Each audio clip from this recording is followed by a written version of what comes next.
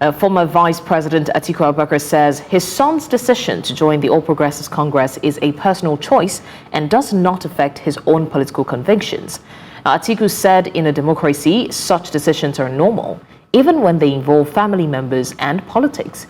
He also stressed that as a Democrat, he does not coerce his children or Nigerians in matters of conscience. The former vice president, however, expressed concern over what he described as a poor governance and the economic and social hardships under the APC. He reaffirmed his commitment to working with like-minded Nigerians to restore good governance and offer the country a credible alternative. Right now we have Victor Atewe, a political strategist and youth mobilizer, joining us to explore the potential implications of Abba's defection for the APC's electoral prospect, youth mobilization efforts, and of course, messaging strategies. Thank you so much for joining us. It's a very interesting turn of events, one that many wouldn't have anticipated. So let me start by asking, what is your take on that? I mean, the father has said that his son's decision is one that, reflects true democracy. What do you think about that? Trust me, of course, it reflects true democracy because it can be coerced into believing that whatever I do, my son, in a family where you have, the father, the mother, the children, they're allowed to have their, the freedom of, association and whatever they relate with or whatever they choose to, whatever they choose to do with their lives. So for me, I think it's really, it's not going to make any political impact, so to say. Yes, of course, with the name Atiku, it's really a big boost for the APC, having the son join them, and of course, would help them to, drive their agenda, especially in the north east.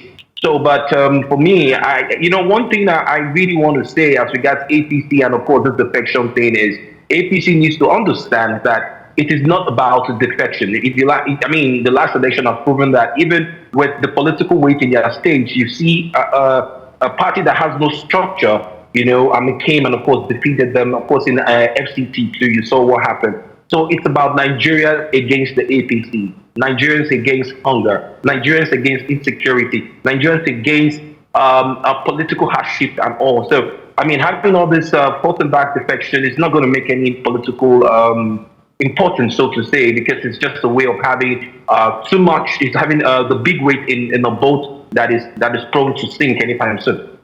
All right, Victor, let's talk about cause and effect now. As someone who understands the pulse of the youth, how do you think that Abba's defection to the APC might play out among the young Nigerians? What messaging strategy can the APC employ to capitalize on this kind of development?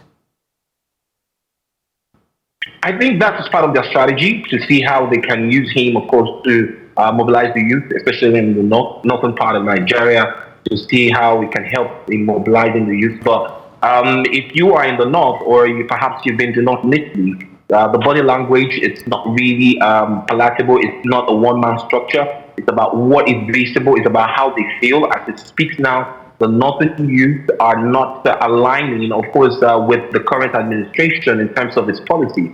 And of course, it's really biting hard on them. So Abba Atiku joining the APC, yes, of course, he has his own political structure. One would expect that he brings that on board. But what effect has he made while he was in the PDP? That's a question one would ask.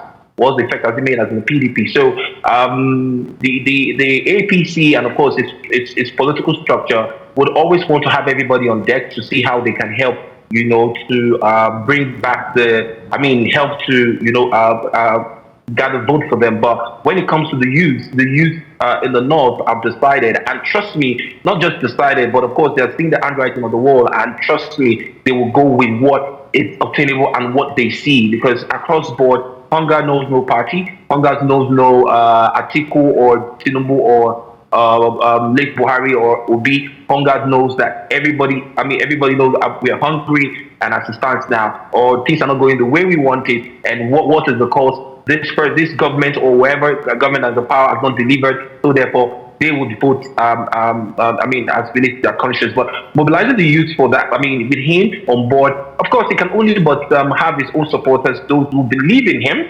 And but one can only ask while he was in PDP, what effect did he make in the Northeast? None, if I ask you. All right. Now, we understand that for a while now, youth mobilization has been key in the APC's 2027 election strategy, and you just mentioned that as well. But how do you think that Abba's presence can help or hinder these efforts? So sorry, I didn't get the last line. Sorry. So basically, I'm trying to find out how Abba's presence will influence, this new strategy of mobilizing the youth. Do you think that it will help, or do you think it will hinder the efforts? No, it will. It will. I mean, it's a big name, and it's a name that one would, it's going to somehow, affect them, kind of, to help boost their morale in a way, like just.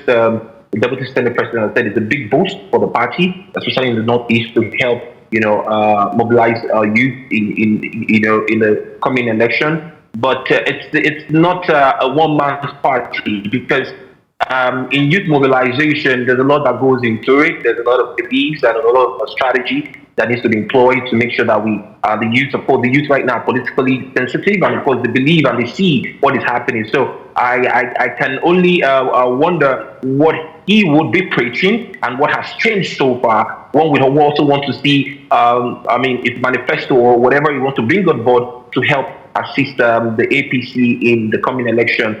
But with its defection into the APC, well, it's a big name. I mean, the Atiku song is a big name, and of course, it will help them in terms of strategizing on wooing the supporters, Atiku supporters, to them. But I don't think that will really work for the ruling party if, of course, they want to be true to themselves. But of course, we all know what it will do in terms of portraying that even the son does not believe in the father. That kind of agenda, that kind of narrative. I mean to say they might want to sell that. But it's not a one-man thing, because of course the youth are more sensitive. The youth cannot be coerced, long as those days where you want a man who just said we're going this way and everybody just head that way. No, the youth right now really need accountability, and of course will hold the government of the day accountable, and of course the scorecard would show.